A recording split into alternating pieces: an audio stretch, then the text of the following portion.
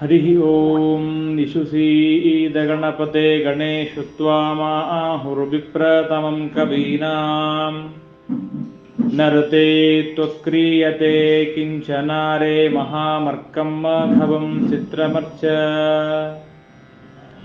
ತತ್ರ ತತ್ರ ಸ್ಥಿತೋ ವಿಷ್ಣುಃ ತತ್ತಚ್ಛಕ್ತಿ ಪ್ರಬೋಧಯನ್ ಏಕ ಏವ ಮಹಾಶಕ್ತಿಃ ಕುರುತೆ ಸರ್ವಮಂಜಸಾ ದ್ರವ್ಯಂ ಕರ್ಮ ಚ ಕಾಲಶ್ಚ ಸ್ವಭಾವೋ ಜೀವ ಏವ ಚ ಯದನುಗ್ರಹತಃ ಸಂತಿ ನ ಸಂತಿ ಯದುಪೇಕ್ಷಯಾ ಮಯಿ ಸ್ಥಿತೋ ಮದಂಗೇಷು ಸ್ವತಂತ್ರೋ ವ್ಯಾಪ್ತವಾನ್ ಹರಿಃ ಸ ವಿಷ್ಣುಶ್ಚಾಸ್ವತಂತ್ರಂ ಮಾಂ ಸ್ವೇಚ್ಛಯಾ ವರ್ತಯತ್ಯಜಃ ಸ್ವಾತ್ಮನಸ್ತಸ್ಯ ಪೂಜಾ ಸ್ಯುಃ ಮನೋವಾಕ್ಕಾಯವೃತ್ತಯಃ ಮಮೈತಾಹ ಇತಿ ಕರ್ತಾರಂ ಉದ್ದೇಶ್ಯಂ ಚ ಹರಿಂ ಸ್ಮರೇತ್. ಜನ್ಮಾದ್ಯಸ್ಯ ಯತೋನ್ಮಯಾದಿತರತಶ್ಚಾರ್ಥೇಷ್ವವಿಘ್ನಸ್ವರಾಟ್ ತೇನೇ ಬ್ರಹ್ಮ ಹೃದಯ ಆದಿಕವಯೇ ಮುಹ್ಯಂತಿ ಯಂ ಸೂರಯಃ ತೇಜೋವಾರಿಮೃದಾಂ ಯಥಾ ವಿನಿಮಯೋ ಯತ್ರ ತ್ರಿಸರ್ಗೋ ಮೃಷಾ ಧಾಮ್ನಾ ಸ್ವೇನ ಸದಾ ನಿರಸ್ತಕುಹಕಂ ಸತ್ಯಂ ಪರಂ ಧೀಮಹಿ. ಸೃಷ್ಟಿಸ್ಥಿತ್ಯಪ್ಯಯೈಃ ನಿಯತಿದೃಶಿತಮೋ ಬಂಧಮೋಕ್ಷಾಶ್ಚ ಯಸ್ಮಾತ್ ಅಸ್ಯ ಶ್ರೀ ಬ್ರಹ್ಮರುದ್ರ ಪ್ರಭೃತಿ ಸುರನರ ದ್ವಿಷಶತ್ರುತ್ಮಕಸ್ಯ ವಿಷ್ಣೋರ್ವ್ಯಸ್ತಾಃ ಸಮಸ್ತಾಃ ಸಕಲಗುಣನಿಧಿಃ ಸರ್ವದೋಷವ್ಯಪೇತಃ ಪೂರ್ಣಾನಂದಾವ್ಯಯೋ ಯೋ ಗುರುರಪಿ ಪರಮಶ್ಚಿಂತಯೇತಂ ಮಹಾಂತಂ ಅಶೇಷವಾಗ್ಜಾಡ್ಯಮಲಾಪಹಂತ್ರೀ ನವಂ ನವಂ ಸ್ಪಷ್ಟಸುವಾಕ್ ಪ್ರದಾಯಿನಿ ಮಮೇಹ ಜಿಹ್ವಾಗ್ರಸುರಂಗನರ್ತಕೀ ಭವಪ್ರಸನ್ನಾ ವದನೆ ಚ ಮೇ ಶ್ರೀಃ. ನಮಸ್ತೆ ಪ್ರಾಣೇಶ ಪ್ರಣತವಿಭವಾಯ ವನಿಮಗಾಃ ನಮಃ ಸ್ವಾಮಿನ್ ರಾಮಃ ಪ್ರಿಯತಮಃ ಹನೂಮನ್ ಗುರುಗುಣ ನಮಸ್ತುಭ್ಯಂ ಭೀಮಪ್ರಬಲತಮ ಕೃಷ್ಣೇಷ್ಟ ಭಗವನ್ನಮಃ ಶ್ರೀಮನ್ಮಧ್ವಃ ಪ್ರದಿಶ ಸುದೃಶಂ ನೋ ಜಯ ಜಯ. ನಮೋ ವಸ್ತಾತ್ವಿಕಾ ದೇವಾಃ ವಿಷ್ಣುಭಕ್ತಿಪರಾಯಣಾಃ ಧರ್ಮಮಾರ್ಗೇ ಪ್ರೇರಯन्तु ಭವಂತಃ ಸರ್ವಗೇವ ಹಿ. ವಕ್ರತುಂಡ ಮಹಾಕಾಯ ಸೂರ್ಯಕೋಟಿ ಸಮಪ್ರಭ ನಿರ್ವಿಘ್ನಂ ಕುರು ಮೇ ದೇವ ಸರ್ವಕಾರ್ಯೇಷು ಸರ್ವದಾ. ನೌಮಿನ್ಯಾಯ ಸುಧಾಧಿಕೃಜ್ಜಯಮುನೀನ್ ಶ್ರೀಪಾದರಾತ್ಸನ್ಮಣೀನ್ ವ್ಯಾಸಾರ್ಯಾನ್ ವಿವಿಧಾಗಮಬ್ಧಿವಿಹರಾನ್ ಶ್ರೀವಾದಿರಾಜಾನಪಿ ವಂದೇ ಹಂಸವರಾನ್ ರಘುತ್ತಮಗುರೂನ್ ವೈದಗ್ಧ್ಯವಾರಾಂ ನಿಧೀನ್ ಶ್ರೀಸತ್ಯೋವ್ರತರಾಘವೇಂದ್ರ ಮುನಿಪಾನ್ ಸದ್ಬೋಧಸಧ್ಯಾನಪಾನ್ ಸತ್ಯಾಭಿಜ್ಞಕರಾಬ್ಜೋತ್ಥಾನ್ ಪಂಚಾಶದ್ವರ್ಷಪೂಜಕಾನ್ ಸತ್ಯಪ್ರಮೋದತೀರ್ಥಾರ್ಯಾನ್ ನೌಮಿನ್ಯಾಯ ಸುಧಾರತಾನ್. ಶಾಸ್ತ್ರೇಷು ಪಾರದಶ್ವಾನಂ ಶಾಸ್ತ್ರಜ್ಞೇಷು ಚ ವತ್ಸಲಂ ದೀನಭಕ್ತೋದ್ಧಾರಕರಂ ಸತ್ಯಾತ್ಮಾನಂ ಗುರುಂ ಭಜೆ. ವಿದ್ಯಾಪೀಠ ವಿಧಾತಾರಂ ವಿದ್ಯಾವಾರಿಧಿ ಚಂದಿರಂ ವಿದ್ಯಾರ್ಥಿವತ್ಸಲಂ ವಂದೇ ಮಹಾಮಹಿಮ ಸದ್ಗುರುಂ. ವಿದ್ಯಾಪಾಲಸುತೀರ್ಥರೂಪಜನಿತಃ ವಿದ್ಯಾರ್ಥಿಜೀವಾತುಕಃ ವಿದ್ಯಾವದ್ವರಮಂಡಲೇ ಸುರಗುರುಃ ವಿದ್ಯಾರಿವೃಕ್ಷತ್ಸರುಃ. ವಿದ್ಯಾಮಂಡಿತಪಂಡಿತಪ್ರಸವನೆ ವಿದ್ಯಾಸು ಕಲ್ಪದ್ರುಮಃ ವಿದ್ಯಾಯಾಂ ಮದಭೀಷ್ಟಸಂತತಿಕರೋ ವಿದ್ಯಾಮೃಗೇಂದ್ರೋ ಗುರುಃ. ಸ್ವಸ್ತ್ಯಸ್ತು ಸತಾಮಖಿಲ ಸನ್ಮಂಗಲಾನಿ ಭವಂತು. ಶ್ಲೋಕೈಕಶ್ರವಣಪಠನಮಾತ್ರೇಣ ವಕ್ತುಶ್ಚ ಶ್ರೋತॄಣಾಂ ನಿಖಿಲ ಕಲಿಕಿತ ಕಲ್ಮಷಾಪನೋದನ ಪಟುತರೆ ಧರ್ಮಾಧ್ಯಖಿಲ ಪುರುಷಾರ್ಥ ಸಾಧನೀಭೂತೆ ಶ್ರೀಮದ್ಭಾಗವತೆ ಅದ್ಯ ನವಮಸ್ಕಂದ ಕಥಾ ಪ್ರಾರಂಭ. ಹರಿ ಓಂ ಹರಿ ಓಂ ಹರಿ ಓಂ.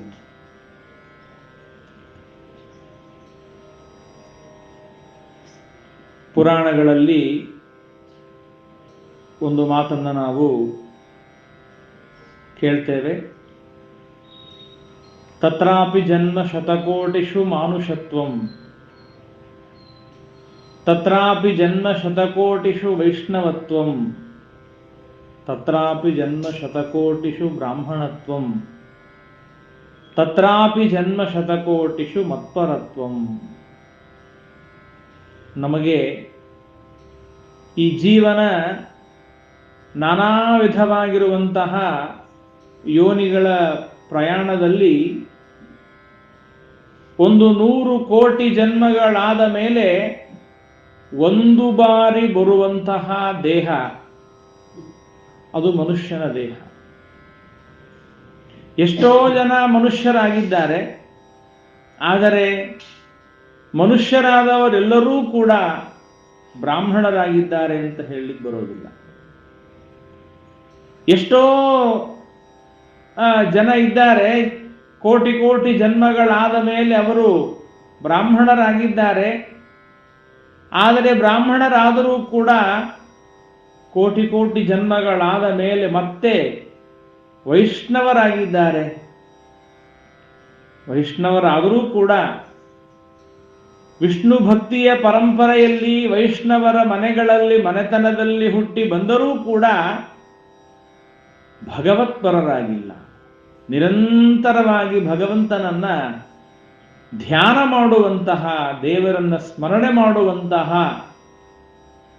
ಕಂಡಲ್ಲಿ ವಿಶ್ವರೂಪ ಕಾಂಬೋರೋ, ಉಂಡು ಹುಟ್ಟಿದ್ದೆಲ್ಲ ನಿನ್ನ ಯಜ್ಞವೆಂಬೋರೋ, ಅಂತಹ ಒಂದು ವಿಶಿಷ್ಟವಾದ ಅನುಸಂಧಾನವನ್ನ ಮಾಡುವಂತಹ ಯೋಗ್ಯತೆಯನ್ನ ನಾವು ಪಡೀಲಿಕ್ಕಾಗಿಲ್ಲ. ಹಾಗಿರುವಾಗ ನಮಗೆ ಕೋಟಿ ಕೋಟಿ ಜನ್ಮಗಳಾದ ಮೇಲೆ ಬಂದಿರುವಂತಹ ಯಾವ ಈ ಮನುಷ್ಯನ ದೇಹ ಇದೆ, ಕನಕದಾಸರು ತಿಳಿಸುವಂತೆ ಹಿಂದನೇಕ ಯೋನಿಗಳಲ್ಲಿ ಬಂದು ಬಂದು ನೊಂದೆ ನಾನು, ಇಂದು ಭವದ ಬಂಧ ಬಿಡಿಸೋ ತಂದೆ ಗೋವಿಂದ. ಕನಕದಾಸರು ಹೇಳ್ತಾರಲ್ಲ, ಹಿಂದನೇಕ ಯೋನಿಗಳಲ್ಲಿ ಬಂದು ಬಂದು ನೊಂದೆ ನಾನು. ಅನೇಕ ಯೋನಿಗಳಲ್ಲಿ ನಾನು ಬಂದಾಗ ನಾನೇನು ಕತ್ತೆಯಾಗಿದ್ದೆ, ನಾಯಿಯಾಗಿದ್ದೆ, ಎಮ್ಮೆಯಾಗಿದ್ದೆ, ಆಕಳಾಗಿದ್ದೆ, ಯಾವ್ಯಾವ ಯೋನಿಗಳಲ್ಲಿ ನಾನು ಬಂದೆ. ಆಗ ಬಂದಾಗ ನನಗೆ ನೊಂದೆ, ಬಹಳ ನೊಂದುಕೊಂಡೆ. ನಾನು ಏನಂತ ನೊಂದುಕೊಂಡೆ ಅಂದ್ರೆ, ಸ್ವಾಮಿ ಪರಮಾತ್ಮ ನಿನ್ನ ಸ್ಮರಣೆ ಮಾಡ್ಲಿಕ್ಕಾಗೋದಿಲ್ಲಲ್ಲ ಅಂತ ನೊಂದುಕೊಂಡೆ. ಯಾಕೆ ಅಂದ್ರೆ ಆ ಎಲ್ಲ ಯೋನಿಗಳಲ್ಲಿ ನನಗೆ ಎಲ್ಲ ಇದೆ. ಆಹಾರ ನಿದ್ರಾ ಭಯಮೈಥುನಂಚ ಸಮಾನಮೇತ ಪಶುಭಿರ್ನರಾಣ. ಆ ಎಲ್ಲ ಯೋನಿಗಳಲ್ಲಿ ಆಹಾರ ಇದೆ, ನಿದ್ರೆ ಇದೆ, ಮದುವೆ ಇದೆ, ಮಕ್ಕಳಿದ್ದಾರೆ, ಸಂಭ್ರಮ ಇದೆ, ಜಾತ್ರೆ ಇದೆ, ಎಲ್ಲ ಇದೆ. ಆ ಎಲ್ಲ ಯೋನಿಗಳಲ್ಲಿ ಎಲ್ಲ ಇದೆ. ಆದರೆ ಒಂದು ಮಾತ್ರ ಇಲ್ಲ, ಜ್ಞಾನ ಇಲ್ಲ. ಅದಕ್ಕಾಗಿ ನಾನು ನೊಂದೆ. ಸ್ವಾಮಿ ಎಷ್ಟು ಯೋನಿಗಳಲ್ಲಿ ಬಂದರೂ ಕೂಡ ನಾನು, ಜಗನ್ನಾಥ ದಾಸರು ಹೇಳ್ತಾರಲ್ಲ, ಪರಮಾತ್ಮ ಭಗವಂತ ಏನು ಬೇಡುವುದಿಲ್ಲ ನಿನ್ನ ಕುಯೋನಿಗಳು ಬರಲಂಜೆ. ಕುಯೋನಿಗಳು ಬರಲು ನಾನು ಅಂಜೋದಿಲ್ಲ, ಆದರೆ ಆ ಕುಯೋನಿಗಳು ಬಂದಾಗಲೂ ಕೂಡ ಲಕ್ಷ್ಮೀಪತಿ ತತ್ವೇಶರಿಂದೊಡಗೂಡಿ ಗುಣಕಾರ್ಯ ತಾನೇ ಮಾಡಿಸುವನೆಂಬ ಈ ಸುಜ್ಞಾನವನು ಎನಗಿತ್ತು ಸಲ್ಲ. ಎಂಥ ಒಳ್ಳೆಯ ಪ್ರಾರ್ಥನೆ ನೋಡಿ. ಆ ಯೋನಿಗಳು ಬಂದಾಗಲೂ ಕೂಡ ದೇವರೇ ನನ್ನಲ್ಲಿ ನಿಂತು ಈ ಕರ್ಮವನ್ನು ಮಾಡಿಸ್ತಾನೆ, ನಾನು ದೇವರ ಅಧೀನನಾಗಿದ್ದೇನೆ, ಭಗವಂತ ನನ್ನಿಂದ ಈ ಕೆಲಸವನ್ನು ಮಾಡಿಸ್ತಾನೆ ಎಂಬ ಜ್ಞಾನ ತತ್ವಾಭಿಮಾನಿಗಳಲ್ಲಿ ನಿಂತು ದೇವರು ಮಾಡಿಸ್ತಾನೆ ಎಂಬ ಜ್ಞಾನ ಮಾತ್ರ ಆಗಲೂ ನನಗೆ ಒದಗಿಸುವಂತಾರೆ. ಹಾಗಿರುವಾಗ ನಾವು ತಿಳಿದುಕೊಳ್ಳಬೇಕಾದ ವಿಚಾರವೇನು ಅಂದರೆ, ಇಂದು ಭವದ ಬಂಧ ಬಿಡಿಸೋ ತಂದೆ ಗೋವಿಂದ. ಇಂದು ಅಂದರೆ ಯಾವಾಗ ನನಗೆ ಮನುಷ್ಯನ ಜನ್ಮ ಬಂದಿದೆ, ಮನುಷ್ಯನ ದೇಹ ಬಂದಿದೆ, ಆಗಲೇ ನನ್ನ ಈ ಬಂಧನವನ್ನ, ಸಂಸಾರವನ್ನ ಬಿಡಿಸು ಅಂತ ಪ್ರಾರ್ಥನೆ ಮಾಡ್ತಾರೆ. ಈ ನಿಟ್ಟಿನಲ್ಲಿ ನೋಡಬೇಕಾದ್ರೆ ನಾವು ನಮ್ಮ ಇಡೀ ಜೀವನದಲ್ಲಿ ಒಂದು ದಿನವೂ ಕೂಡ ಭಾಗವತದ ಶ್ರವಣವನ್ನು ಬಿಡಬಾರದು. ಶ್ಲೋಕಾರ್ಧಂ ಶ್ಲೋಕಪಾದಂ ವಾ ನಿತ್ಯಂ ಭಾಗವತೋದ್ಭವಂ ಪಠೇತ್ ಶೃಣೋತಿ ಯೋ ಭಕ್ತ್ಯಾ ಗೋಸಹಸ್ರ ಫಲಂ ಲಭೇ. ಒಂದು ಶ್ಲೋಕವಾಗಲಿ, ಅರ್ಧ ಶ್ಲೋಕವಾಗಲಿ, ಅರ್ಧ ಶ್ಲೋಕ ಕೇಳಲಿಕ್ಕಾಗಲಿಲ್ಲ ಅಂದರೆ ಒಂದು ಪಾದವಾದರೂ ಆಗಲಿ, ಒಂದು ಇಡೀ ಪಾದವೂ ಕೇಳಲಿಕ್ಕಾಗೋದಿಲ್ಲ ಅಂದರೆ ಆ ಪಾದದಲ್ಲಿಯೇ ಅರ್ಧ ಪಾದವಾದರೂ ಕೇಳಿ. ಬಂಗಾರ ನಮಗೆ ಅರ್ಧ ಗ್ರಾಮ್ ಮಿಲಿಯಾದರೂ ಬೇಕೇ. ನಮಗೆ 1 ಮಿಲಿಗ್ರಾಮ್ ಕೂಡ ಇದೆ, ಅದೇನು ಬೇಕಾಗಿಲ್ಲ, ಅದನ್ನು ಹಾಗೆ ಎಸೆದು ಬಿಡ್ರಿ ಅಂತ ಯಾರೂ ಎಸೆಯೋದಿಲ್ಲ. ಅದನ್ನು ಬಂಗಾರದ ಕೆಲಸವನ್ನ ಮಾಡುವವರೇನಿರ್ತಾರೆ, ಆ ಕಾರ್ಯವನ್ನ ಮಾಡುವವರು ತಾವೇನು ಬಂಗಾರವನ್ನ ತೊಳಿತಾರೆ, ಆ ಬಂಗಾರದನ್ನ ತೊಳೆದ ನೀರು ಯಾವ ಚರಂಡಿಯಲ್ಲಿ ಹೋಗ್ತಾ ಇರುತ್ತೆ ಅಲ್ಲಿ ಒಬ್ಬ ವ್ಯಕ್ತಿಯನ್ನು ಕೂಡಿಸಿರ್ತಾರೆ. ನಮ್ಮೂರಿನಲ್ಲಿ ಈ ಕೆಲಸ ಮಾಡೋರು ಬಹಳ ಜನ ಇದ್ದಾರೆ, ನಾವು ನೋಡ್ತೇವೆ. ಅಲ್ಲಿ ಆ ಯಾವ ಮೋರೆಯಲ್ಲಿ ನೀರು ಹೋಗುತ್ತೆ ಅಲ್ಲಿ ಕೂಡಿಸಿರ್ತಾರೆ. ಅವನ ಕೆಲಸ ಏನು ಅಂದರೆ ಬೆಳಗ್ಗಿಂದ ರಾತ್ರಿಯವರೆಗೆ ತುಣುಕು ಏನಾದರೂ ಬಂಗಾರ ಅದರಲ್ಲಿ ಬಂದಿದೆಯಾ ಅಂತ ಹುಡುಕೋದೇ ಅವನ ಕೆಲಸ, ಬೇರೆ ಕೆಲಸವೇ ಇಲ್ಲ ಅವನಿಗೆ. ಅಂದರೆ ಏನು ಹೇಳಲಿಕ್ಕೆ ಬಂದೆ, ಬಂಗಾರ ಅದು ಅತ್ಯಂತ ತುಣುಕಾದರೂ ನಮಗೆ ಅಷ್ಟು ಮಹತ್ವದ್ದು.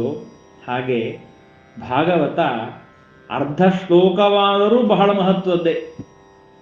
ಅದನ್ನ ನಿರಂತರವಾಗಿ ಪ್ರತಿನಿತ್ಯವೂ ಕೂಡ ಶ್ರವಣವನ್ನು ಮಾಡಬೇಕು ಅಂತ ನಮಗೆ ಪದ್ಮಪುರಾಣ ತಿಳಿಸ್ತಾ ಇದೆ. ಭಾಗವತದ 8 ಸ್ಕಂಧಗಳನ್ನು ಈಗಾಗಲೇ ತಾವೆಲ್ಲರೂ ಕೂಡ ಶ್ರವಣವನ್ನು ಮಾಡಿದ್ದೀರಿ. ಶ್ರವಣ ಅತ್ಯಂತ ಮಹತ್ವದ ಕಾರ್ಯ. ಅದರಲ್ಲೂ ಕೂಡ ಭಾಗವತದ ಶ್ರವಣ ಮಾಡೋದು ಅನ್ನೋದು ಇದಕ್ಕೆ ಸಾಕ್ಷಾತ್ತಾಗಿ ಪರೀಕ್ಷಿತ್ ರಾಜನೇ ಸಾಕ್ಷಿಯಾಗಿದ್ದಾನೆ. ಭಾಗವತವನ್ನು ಶ್ರವಣ ಮಾಡೋದರಿಂದ ನಮಗೆ ಮೋಕ್ಷವಾಗ್ತದೆ, ಸಂಸಾರದ ಬಂಧನದಿಂದ ನಾವು ಮುಕ್ತರಾಗ್ತೇವೆ ಎನ್ನುವುದಕ್ಕೆ ಸಾಕ್ಷಿ ಯಾರು ಅಂದರೆ ಸಾಕ್ಷಾತ್ತಾಗಿ ಪರೀಕ್ಷಿತ್ ರಾಜ. ಅದಕ್ಕಾಗಿ ನಾನೊಂದು ಕಥೆಯನ್ನು ಹೇಳಿ ಪ್ರಾರಂಭವನ್ನು ಮಾಡ್ತೇನೆ. ಭಾಗವತದ ಶ್ರವಣ ಎಷ್ಟು ಮಹತ್ವದ್ದು ನೋಡಿ. ಇವತ್ತೇನಾಗಿದೆ ಅಂದರೆ ನಾವು ದೇವರಿಗೆ ಪ್ರದಕ್ಷಿಣೆ ನಮಸ್ಕಾರ ಮಾಡಿದರೆ ನಮ್ಮ ಪಾಪ ಪರಿಹಾರವಾಗ್ತದೆ ಅಂತ ತಿಳ್ಕೊಂಡಿದ್ದೇವೆ. ದಾನ ಮಾಡಿದರೆ ನಮ್ಮ ಪಾಪ ಪರಿಹಾರವಾಗ್ತದೆ ಅಂತ ತಿಳ್ಕೊಂಡಿದ್ದೇವೆ. ಅದು ನಿಜ. ದೇವರಿಗೆ ಪ್ರದಕ್ಷಿಣೆ ನಮಸ್ಕಾರ ಮಾಡಿದರೆ ಏನಾಗ್ತದೆ ಅಂದರೆ ಸ್ವಲ್ಪ ನಮ್ಮ ಮೈಗೆ ಶ್ರಮ ಆಗ್ತದೆ, ಮೈಗೆ ಬೆವರು ಬರ್ತದೆ. ಆಗ ಏನು ತಿಳ್ಕೊಳ್ತೀವಿ ಅಂದರೆ ಏನೋ ನಮ್ಮ ಪಾಪ ನಮ್ಮ ಮೈಯಿಂದ ಹೋಯ್ತು ಅಂತ ತಿಳ್ಕೊಳ್ತೀವಿ. ಆದರೆ ಪ್ರದಕ್ಷಿಣೆ ನಮಸ್ಕಾರ, ದಾನ, ತೀರ್ಥಯಾತ್ರೆ ಮೊದಲಾದ ಎಲ್ಲ ಧರ್ಮ ಕಾರ್ಯಗಳಿಗಿಂತಲೂ ಕೂಡ ಹೆಚ್ಚಿನ ಪುಣ್ಯವನ್ನು ತಂದುಕೊಡುವುದು ಶ್ರೀಮದ್ ಭಾಗವತದ ಶ್ರವಣ. ಅರ್ಥ ಮಾಡಿಕೊಳ್ಳಿ, ಬೇರೆ ಎಲ್ಲ ಕಾರ್ಯಗಳನ್ನ ಮಾಡುವುದಕ್ಕಿಂತಲೂ ಹೆಚ್ಚಿನ ಪುಣ್ಯವನ್ನ ಇದು ಶ್ರವಣ ತಂದು ಕೊಡುತ್ತೆ ಅಂದರೆ ಹಾಗಾದ್ರೆ ಶ್ರವಣ ಮಾಡೋದು ಎಷ್ಟು ಮಹತ್ವದ್ದು ಅಂತ. ಒಂದು ಸಣ್ಣ ಒಂದು ಗ್ರಾಮ ಇತ್ತಂತೆ. ಆ ಗ್ರಾಮದಲ್ಲಿ ಎಲ್ಲ ಜನ ಸೇರಿಸಿಕೊಂಡು ಗೋ ಸಂರಕ್ಷಣೆ ಮಾಡಬೇಕು ಅಂತ ಹೊರಟಿದ್ದಾರೆ. ಗೋ ಸಂರಕ್ಷಣೆ ಮಾಡ್ತಾ ಇದ್ದಾರೆ. ಒಂದು ಆಕಳಿಗೆ ಬಹಳ ಮೈ ಹುಷಾರಿಲ್ಲ, ತುಂಬಾ ತೊಂದರೆಯಾಗಿದೆ, ರೋಗ ಬಹಳ ಕಷ್ಟ ಆಗಿದೆ. ಪಾಪ ಈ ಆಕಳನ್ನ ಏನಾದರೂ ಮಾಡಬೇಕು ಅಂತ ವೈದ್ಯರ ಕಡೆ ಕರ್ಕೊಂಡು ಹೋಗ್ತಾರೆ. ಡಾಕ್ಟರ್ ಹೇಳ್ತಾರೆ, ಇದನ್ನು ಏನು ಮಾಡ್ಲಿಕ್ಕಾಗೋದಿಲ್ಲ, ಇದನ್ನು ತಗೊಂಡು ಹೋಗಿ ನಿಮ್ಮ ಮನೆಯಲ್ಲಿ ಕಟ್ಕೊಳ್ರಿ, ನೀವೆಲ್ಲರೂ ಸೇರಿ ದೇವರಿಗೆ ಬೇಡ್ಕೊಳ್ರಿ, ಆದಷ್ಟು ಬೇಗನೆ ಇದು ಸತ್ತು ಹೋಗ್ಲಿ ಅಂತ. ಅಷ್ಟು ವಿಚಿತ್ರವಾದ ರೋಗವಾಗಿದೆ. ಸರಿ ಆಯ್ತು ಅಂತ ಪಾಪ ಅದನ್ನೇನ್ ಮಾಡ್ತಾರೆ, ಆ ಊರಿನ ಜನ ಎಲ್ಲ ಸೇರಿಕೊಂಡು ತಾವು ಆ ಊರಿಗೆ ದೊಡ್ಡದಾದ ಅಗಸಿ ಬಾಗಲೇನಿರ್ತದೆ, ಮೇನ್ ಗೇಟು, ಅಲ್ಲಿ ಅದನ್ನು ಕಟ್ತಾರೆ. ಕಟ್ಟಿ ಎಲ್ಲರ ಕೆಲಸವೇನು ಅಂದರೆ ಬೆಳಿಗ್ಗೆ ಬೇಗನೆ ಎದ್ದ ತಕ್ಷಣ ಎಲ್ಲರೂ ಅಲ್ಲಿ ಹೋಗೋದು, ಆಕಳ ಮುಂದೆ ನಿಲ್ಲೋದು. ಸ್ವಾಮಿ ಪರಮಾತ್ಮ, ನಾವೇನಾದರೂ ಒಳ್ಳೆ ಕೆಲಸ ಮಾಡಿದ್ರೆ, ಒಳ್ಳೆ ಪುಣ್ಯ ಕಾರ್ಯ ಮಾಡಿದ್ರೆ, ನಮ್ಮ ಪುಣ್ಯದ ಕಾರ್ಯದಿಂದ ಬಂದ ಪುಣ್ಯವನ್ನ ಈ ಆಕಳಿಗೆ ಧಾರೆ ಎರೆದು ಕೊಡ್ತಾ ಇದ್ದೇವೆ. ಇದು ಸತ್ತಾದ್ರೂ ಸಾಯಲಿ, ಬದುಕಿ ಆದ್ರೂ ಬದುಕಲಿ. ಈ ರೀತಿ ಎಲ್ಲರೂ ಕೂಡ ಪ್ರಾರ್ಥನೆ ಮಾಡ್ತಾ ಇದ್ದಾರೆ. ಒಂದು ದಿವಸ ಏನಾಯಿತು ಅಂದ್ರೆ, ಆ ಊರಿಗೆ ಒಬ್ಬ ದುಷ್ಟ ಸ್ತ್ರೀ ಬಂದಿದ್ದಾಳೆ.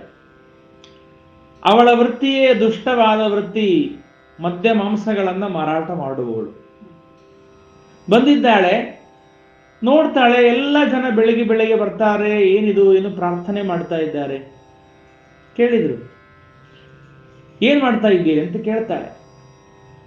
ಅವರು ಹೇಳಿದ್ರು, ಏನಿಲ್ಲ, ನಾವು ಈ ಆಕಳಿಗೆ ಪುಣ್ಯದಾನ ಮಾಡ್ತಾ ಇದ್ದೀವಿ. ಈ ಆಕಳು ಈ ಚಿತ್ರಹಿಂಸೆಯನ್ನು ಅನುಭವಿಸುವುದು ಬೇಡ, ಸತ್ತಾದ್ರೂ ಸಾಯಲಿ, ಬದುಕಿ ಆದ್ರೂ ಬದುಕಲಿ ಅಂತ ನಾವು ಪ್ರಾರ್ಥನೆ ಮಾಡ್ಕೊಳ್ತಾ ಇದ್ದೇವೆ. ಹೌದಾ, ಸರಿ, ಹಾಗಾದ್ರೆ ನಾನು ಪ್ರಾರ್ಥನೆ ಮಾಡ್ಕೊಳ್ತೀನಿ. ಏನ್ ಪುಣ್ಯ ಇದೆ ಅಂತ ನೀ ಪ್ರಾರ್ಥನೆ ಮಾಡ್ಕೊಳ್ತೀಯ? ನಂಗೆ ಗೊತ್ತಿಲ್ಲ, ಯಾವ ಜನ್ಮದಲ್ಲಿ ನಾನೇನು ಪುಣ್ಯ ಮಾಡಿರ್ಬೋದು ಏನೋ ಗೊತ್ತಿಲ್ಲ, ನಾನೇನೋ ಪ್ರಾರ್ಥನೆ ಅಂತ ಮಾಡ್ಕೊಳ್ತೀನಿ ಅಂತಾಳೆ. ಪಾಪ ಒಂದು ದೂರದಲ್ಲಿ ಚಪ್ಪಲೆಯನ್ನು ಬಿಚ್ಚುತ್ತಾಳೆ, ಆಕಳ ಮುಂದೆ ಬಂದು ನಿಲ್ತಾಳೆ, ಪ್ರಾರ್ಥನೆ ಮಾಡ್ಕೊಳ್ತಾಳೆ. ಸ್ವಾಮಿ ಪರಮಾತ್ಮ, ನಾನೇನಾದರೂ ಪುಣ್ಯವನ್ನ ಮಾಡಿದ್ರೆ ಆ ಪುಣ್ಯದ ಪ್ರಭಾವದಿಂದ ಈ ಆಕಳು ಸತ್ತಾದರೂ ಸಾಯಲಿ, ಬದುಕಿ ಆದ್ರೆ ಬದುಕಲಿ ಅಂತಾಳೆ. 2ನೇ ಸೆಕೆಂಡಿಗೆ ಆಕಳು ಸತ್ತೋಯ್ತು. 2ನೇ ಸೆಕೆಂಡಿಗೆ ಆಕಳು ಸತ್ತೋಯ್ತು. ಆಕಳು ಸಾಯೋದಷ್ಟೇ ಅಲ್ಲ, ಮೇಲಿಂದ ವಿಮಾನ ಬಂತು. ವಿಮಾನ ಬಂದು ಆಕಳ ಜೀವನನ್ನ ಅದರಲ್ಲಿ ಕೂಡಿಸ್ಕೊಂಡು ಕರ್ಕೊಂಡೋಯ್ತು. ಎಲ್ಲರಿಗೂ ಆಶ್ಚರ್ಯ, ಏನಿದು? ಅಲ್ಲ, ಒಬ್ಬ ದುಷ್ಟ ಸ್ತ್ರೀ, ಅವಳು ಮಾಡುವ ಕಾರ್ಯಗಳೇ ದುಷ್ಟ ಕಾರ್ಯಗಳು. ನಾವಿಷ್ಟೆಲ್ಲ ಮನೆಯೊಳಗೆ ಸ್ನಾನ, ಸಂಧ್ಯಾವಂದನ, ಜಪ, ಪಾರಾಯಣ, ಹೋಮ, ಹವನ, ವ್ರತ, ನಿಯಮ, ಏಕಾದಶಿ, ಚಾತುರ್ಮಾಸ್ಯ, ಮತ್ತೊಂದು ಲಕ್ಷ ನಮಸ್ಕಾರ ಎಲ್ಲ ಏನೇನೋ ಮಾಡಿವಿ. ನಾವೇನು ಮಾಡಿದರೂ ಕೂಡ ಇದು ಪ್ರಯೋಜನಕ್ಕೆ ಬರಲಿಲ್ಲ. ಇವಳೇನ್ ಮಾಡಿದ್ದಾಳೆ? ಒಬ್ಬ ಬ್ರಾಹ್ಮಣ ಏನ್ ಮಾಡಿದ ಅಂದ್ರೆ, ನಾನು ನಿಮ್ಮ ಮನೆಗೆ ಬರ್ತೀನಿ ಅಂದ. ನಿಮ್ಮ ಮನೆಗೆ ಬರ್ತೀನಿ, ನೀ ಯಾವ ಶಾಲಿಗ್ರಾಮ ಇಟ್ಕೊಂಡು ನೋಡ್ತೀನಿ, ನಿನಗೆ ಏನ್ ಪುಣ್ಯ ಬಂದದ್ದು ನೋಡ್ತೀನಿ ಅಂತ. ಆಗ ಅವಳು ಹೇಳ್ತಾಳೆ, ಬನ್ರಿ, ಅವಶ್ಯವಾಗಿ ಮನೆಗೆ ಬನ್ರಿ. ನೀವು ಮನೆಗೆ ಕರ್ಕೊಂಡು ಹೋಗ್ತಾಳೆ.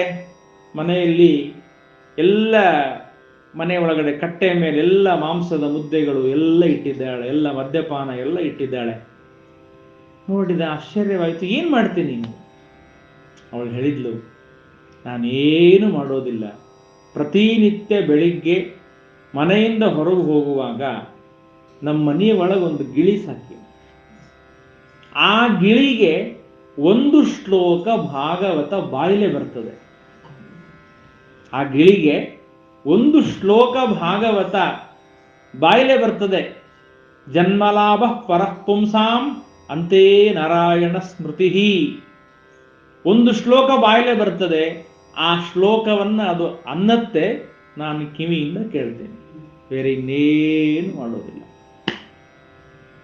ನೋಡಿ, ಅವಳು ಹೇಳ್ತಾಳೆ, ಅದು ಯಾವ ಗಿಳಿ, ಅದೇನು ಅದದ್ದೆಲ್ಲ ಚರಿತ್ರೆ ಹೇಳ್ತಾರೆ. ಅದು ಪೂರ್ವ ಜನ್ಮದಲ್ಲಿ ಒಬ್ಬ ದೊಡ್ಡ ಪಂಡಿತ, ಶಾಸ್ತ್ರವನ್ನು ಬಲ್ಲವ, ಯಾರಿಗೂ ಉಪದೇಶ ಮಾಡದೆ ಸತ್ತೋದ. ಸತ್ತು ಗಿಳಿಯಾಗಿ ಒಬ್ಬ ಋಷಿಗಳ ಮನೆಯಲ್ಲಿ ಹುಟ್ಟಿದ.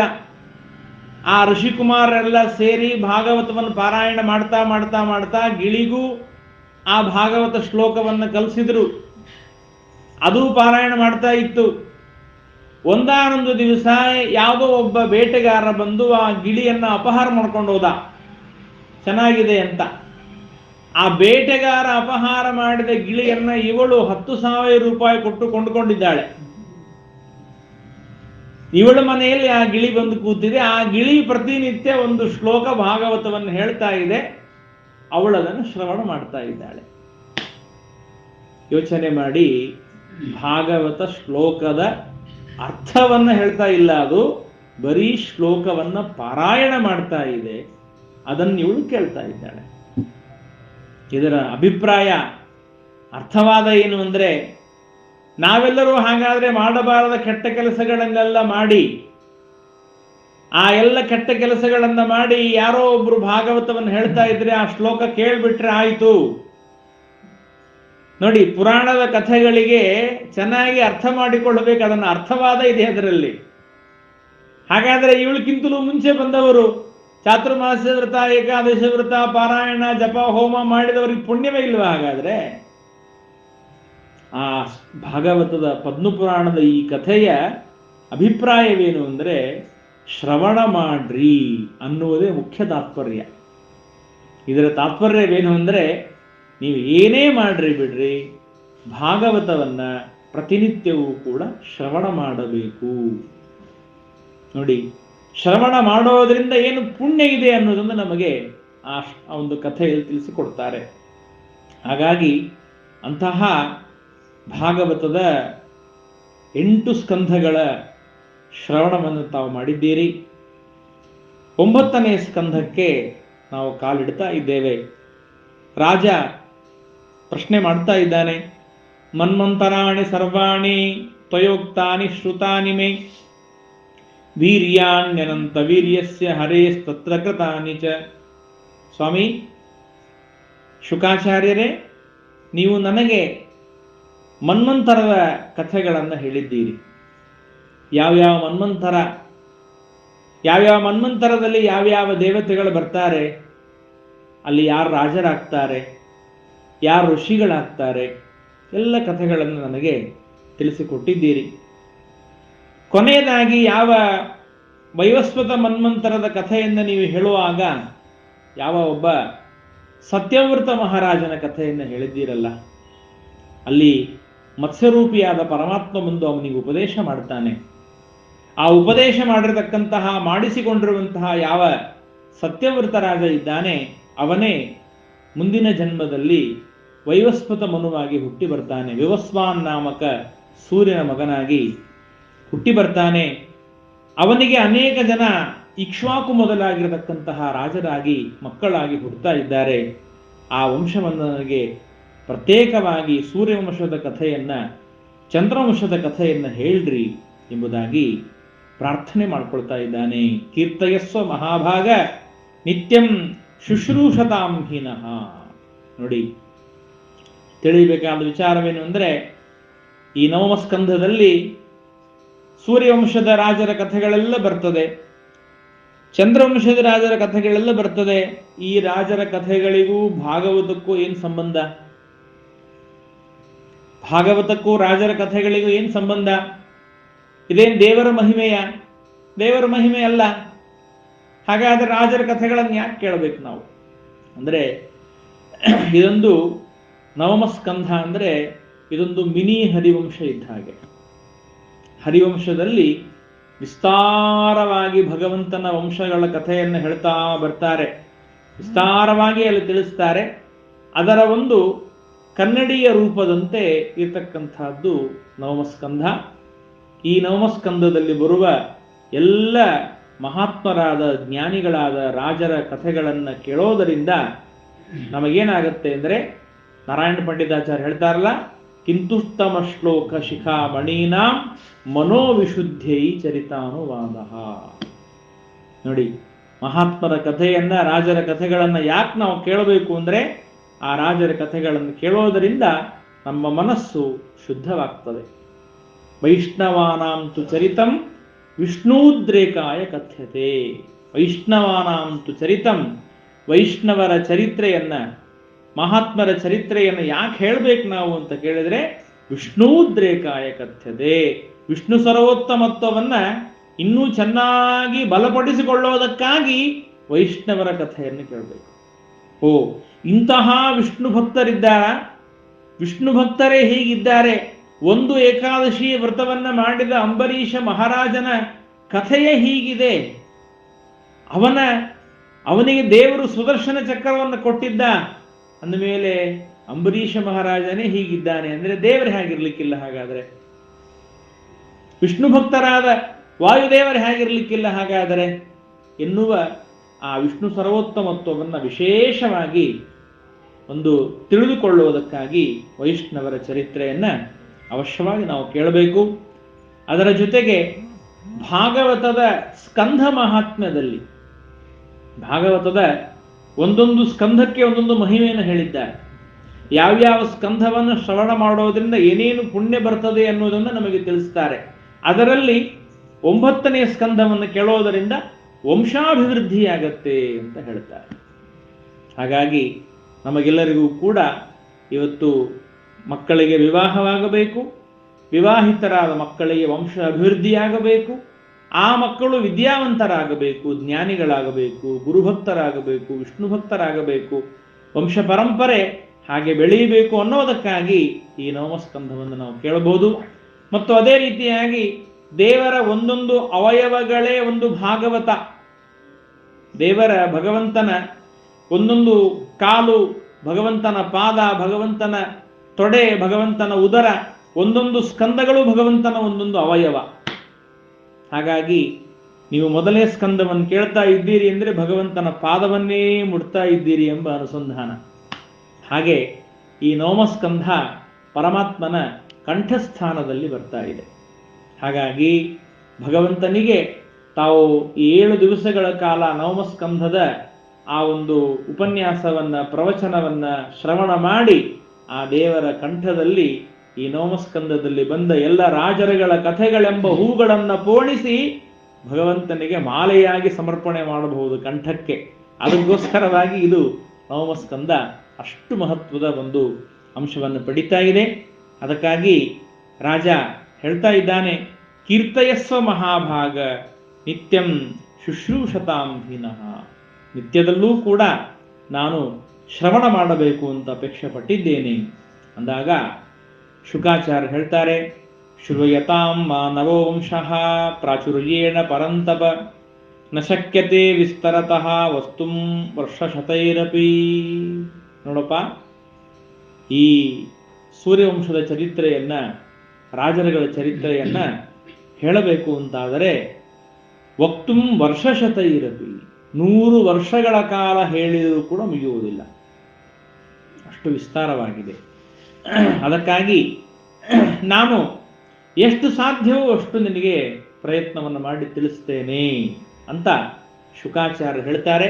ಈಗ ಶುಕಾಚಾರ್ಯರು ತಿಳಿಸಿದ್ರೊಳಗೂ ನಾವು ಇನ್ನು ಮತ್ತೆ ಸಂಕ್ಷೇಪ ಮಾಡಬೇಕಾಗತ್ತೆ. 7 ದಿವಸನೂ ಸಾಕಾಗೋದಿಲ್ಲ.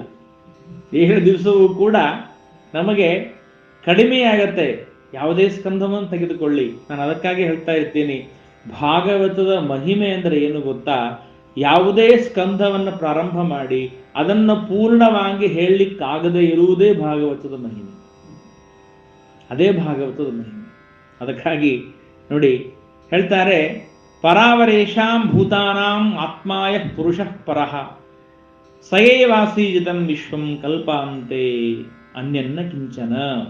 ಯಾವ ಪರಮಾತ್ಮ ತಾನು ಅತ್ಯಂತ ಸರ್ವೋತ್ತಮನಾಗಿರುವಂತಹ ಭಗವಂತ ತಾನು ಸೃಷ್ಟಿ ಆದಿಯಲ್ಲಿ ಒಬ್ಬನೇ ಇದ್ದಾನೆ. ಆ ಭಗವಂತನ ನಾಭಿಯಿಂದ ಪದ್ಮಕೋಶ, ಪದ್ಮ ಬಂದಿದೆ, ಹಿರಣ್ಮಯವಾದ ಪದ್ಮಕೋಶ ಅಲ್ಲಿ ಸಾಕ್ಷಾತ್ತಾಗಿ ಚತುರಾನನಃ ಸ್ವಯಂಭೂ ಸಮಜಾಯತ. ಬ್ರಹ್ಮದೇವರು ಹುಟ್ಟಿದ್ದಾರೆ. ಬ್ರಹ್ಮದೇವರಿಗೆ ಮಾನಸಪುತ್ರರು ಮರೀಚಿ ಋಷಿಗಳು. ಆ ಮರೀಚಿ ಋಷಿಗಳಿಗೆ ಕಶ್ಯಪರು ಮಗನಾಗಿ ಹುಟ್ಟಿದ್ದಾರೆ. ಕಶ್ಯಪರಿಗೆ ದಕ್ಷನ ಪುತ್ರಿಯಾಗಿರತಕ್ಕಂತಹ ಅದಿತಿ ದೇವಿಯಲ್ಲಿ ವಿವಸ್ವಾನ್ ನಾಮಕರಾದ ಸೂರ್ಯದೇವರು ಹುಟ್ಟಿದ್ದಾರೆ. ಆ ಸೂರ್ಯದೇವರಿಂದ ಬಂದ ವಂಶವೇ ಸೂರ್ಯವಂಶ ಎಂಬುದಾಗಿ ಕರೆಸಿಕೊಳ್ತಾ ಇದೆ. ವಿವಸ್ವಾನ್ ಅಭವತ್ ಸುತಃ ತಸ್ಯ ಮನುಹು. ಆ ವಿವಸ್ವಾನ್ ನಾಮಕನಾಗಿರುವಂತಹ ಯಾವ ಸೂರ್ಯ ಇದ್ದಾನೆ, ಆ ಸೂರ್ಯನಿಗೆ ಹುಟ್ಟಿದವನೇ ವೈವಸ್ವತ ಮನು ಎಂಬುದಾಗಿ ಅವನಿಗೆ ಕರೆದಿದ್ದಾರೆ. ಅವನಿಗೆ ಶ್ರಾದ್ದ ದೇವ ಸೌಮ್ಯಾಯಾಮ್ ಆಸ ಭಾರತ, ಶ್ರಾದ್ದ ದೇವ ಅಂತ ಕರೀತಾ ಇದ್ದಾರೆ. ಸೌಮ್ಯಾದೇವಿಯಲ್ಲಿ ಅವನು ಹುಟ್ಟಿದ್ದಾನೆ. ಅವನು ಆ ಶ್ರದ್ಧಾ ಎಂಬತಕ್ಕಂತಹ ಹೆಂಡತಿಯಲ್ಲಿ ತಾನು 10 ಜನ ಮಕ್ಕಳನ್ನು ಪಡೆದಿದ್ದಾನೆ. 10 ಪುತ್ರಾಂಸ ಆತ್ಮವಾನ್.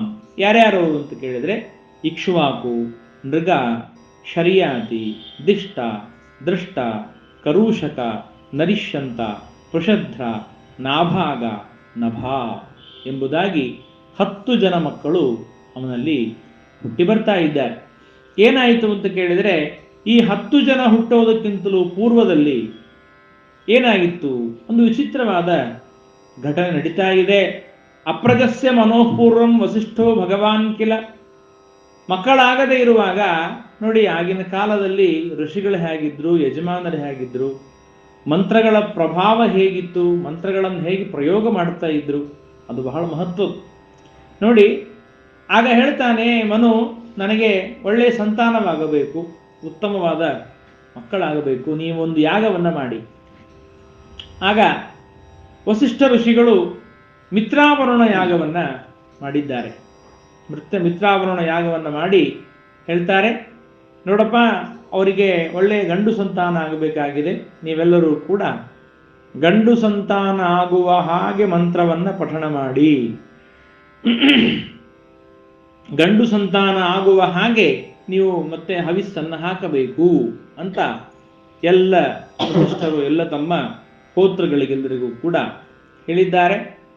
ಆದರೆ ಏನು ಮಾಡೋದು? ತತ್ರ ಶ್ರದ್ಧಾ ಮನೋಪತ್ನಿ ಹೋತಾರಂ ಸಮಯಾಚತ ದುಹಿತ್ರರ್ಥೇ ಉಪಾಗಮ್ಯ ಪ್ರಣಿಪತ್ಯ ಪಯೋವ್ರತ.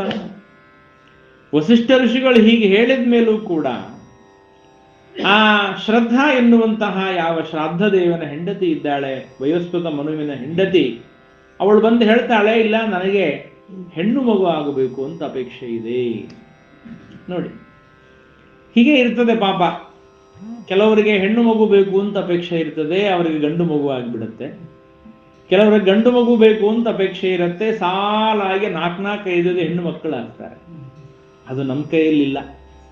ಭಗವಂತ ಯಾರಿಗೆ ಏನನ್ನು ಕೊಡ್ತಾನೋ ಅದನ್ನೇ ನಾವು ಬಂಗಾರ ಅಂತ ಸ್ವೀಕಾರ ಮಾಡಬೇಕು, ಅಷ್ಟೇ ಹೊರತು. ಯಾಕೆಂದ್ರೆ ನಾವ್ಯಾರೂ ಕೂಡ ಕೊನೆ ಕಾಲದಲ್ಲಿ ಅಪಾಯಿಂಟ್ಮೆಂಟ್ ತಗೊಳ್ಳಿಕ್ಕೆ ಬರೋದಿಲ್ಲ. ದೇವರೇ, ನನಗೆ ಮುಂದಿನ ಜನ್ಮದಲ್ಲಿ ಇಂಥವ್ರ ಮನೆಯಲ್ಲಿ ಹುಟ್ಟಿಸು, ಬರೆದುಕೊಳ್ಳಿಕ್ಕಾಗೋದಿಲ್ಲ. ಇಂಥವ್ರ ಮನೆಯಲ್ಲಿ ಹುಟ್ಟಬೇಕು, ಇಂತಹ ಶ್ರೀಮಂತರಿರಬೇಕು, ಇಷ್ಟು ಜ್ಞಾನಿಗಳಿರಬೇಕು, ಏನು ಸಂಬಂಧ ಇಲ್ಲ, ಸೂತ್ರ ಇಲ್ಲ. ಹುಟ್ಟಿಸೋನು ಅವನೇ, ಕರ್ಕೊಂಡು ಹೋಗೋನು ಅವನೇ. ನಮ್ಮ ಕರ್ಮಾನುಸಾರವಾಗಿ ಎಲ್ಲಿ ಕರ್ಕೊಂಡು ಹೋಗಬೇಕು ಅಂತ ಅವನಿಗೆ ಗೊತ್ತಿದೆ. ಹಾಗಾಗಿ ನೋಡಿ, ಕೇಳ್ತಾ ಇದ್ದಾಳೆ ಪಾಪ ಅಂತ. ಆಗಿನ ಕಾಲದ ಋಷಿಗಳ ತಪಸ್ಸು ಹೇಗಿತ್ತು ನೋಡಿ. ಆ ಸಂದರ್ಭದಲ್ಲಿ ಅವಳು ಬಂದು ಬೇಡಿಕೊಂಡಿದ್ದಾಳೆ, ಗೃಹೀತೇತೇನ ಹವಿಷಿ ವಶತ್ಕಾರನ್ ಗೃಣಂದ್ವಿಜ ಹೋತುಸ್ತದ್ವ್ಯಭಿಚಾರೇಣ ಕನ್ಯೇಳ ನಾಮ ಸಾಭವತ. ಆಗ ಹೆಣ್ಣು ಮಗು ಹುಟ್ಟಿದ್ದಾಳೆ. ಅವಳಿಗೆ ಇಲಾ ಎಂಬುದಾಗಿ ನಾಮಕರಣ ಮಾಡಿದ್ದಾರೆ. ಇಲಾ ಅಂತ ನಾಮಕರಣ ಮಾಡ್ತಾರೆ. ಇಲಾ ಎನ್ನುವ ಶಬ್ದಕ್ಕೆ ಭೂಮಿ ಅಂತ ಅರ್ಥ ಇದೆ. ಇಲಾ ಅಂದ್ರೆ ಭೂಮಿ. ಹಾಗಾಗಿ ಇಲಾ ಎಂಬುದಾಗಿ ನಾಮಕರಣ ಮಾಡಿದ್ದಾರೆ. ತಾಂಬಿಲೋಕ್ಯ ಮನುಪ್ರಾಹ. ಮನುವಿಗೆ ಮಗಳನ್ನು ನೋಡ್ತಾ ಇದ್ದಾನೆ, ಬಹಳ ಸಂತೋಷ ಇಲ್ಲ. ಕೇಳಿದ ವಸಿಷ್ಠರಿಗೆ, ಏನು ಸ್ವಾಮಿ, ನಾವಿಷ್ಟೆಲ್ಲ ಪ್ರಾರ್ಥನೆ ಮಾಡಿಕೊಂಡಿದ್ದೇವೆ, ನಿಮಗೆ ಬೇಕಾದಷ್ಟು ದಕ್ಷಿಣೆಯನ್ನು ಕೊಟ್ಟಿದ್ದೇವೆ, ಯಾಗ ಮಾಡಿಸಿದ್ದೀರಿ, ನೀವು ನಾವು ಕೇಳಿದ್ದೇನೋ ಆಗಿದ್ದೇನೋ. ವಸಿಷ್ಠರಂತಾರೆ, ಹೌದಾ, ಯಾಕೆ ಹೀಗಾಯಿತು? ಇಲ್ಲ, ನಾನು ಸ್ವಲ್ಪ ವಿಚಾರ ಮಾಡ್ತೀನಿ ಅಂತ ಹೇಳಿ ಆ ಎಲ್ಲ ಹೋತೃಗಳನ್ನು ಕರೆದು ಕೇಳ್ತಾರೆ, ಯಾಕೆ ಹೀಗೆ ಮಾಡಿದಿರಿ? ಅವ್ರು ಹೇಳ್ತಾರೆ, ಇಲ್ಲ, ನೀವು ಹೇಳಿದ್ರಿ, ನಾವು ಅದೇ ತರಹ ಮಾಡ್ಲಿಕ್ಕೆ ಹೊರಟಿದ್ವಿ, ಕೊನೆ ಕಾಲದಲ್ಲಿ ರಾಜನ ಹೆಂಡತಿ ಬಂದು ಹೇಳಿದ್ದಾಳೆ, ಅದು ನಮ್ಮ ತಪ್ಪಲ್ಲ. ರಾಜನ ಹೆಂಡತಿಯೇ ಬಂದು ಹೇಳ್ತಾ ಇದ್ದಾಳೆ ಅಂತ ನಾವೇನು ತಿಳ್ಕೊಂಡಿವಿ? ಹಾಗಾದ್ರೆ ನೀವೆಲ್ಲ ಸೇರಿಯೇ ಮಾತಾಡಿ ಅವಳನ್ನು ಕಳಿಸಿದ್ದೀರಿ ಅಂತ ತಿಳ್ಕೊಂಡಿದ್ದೇವೆ.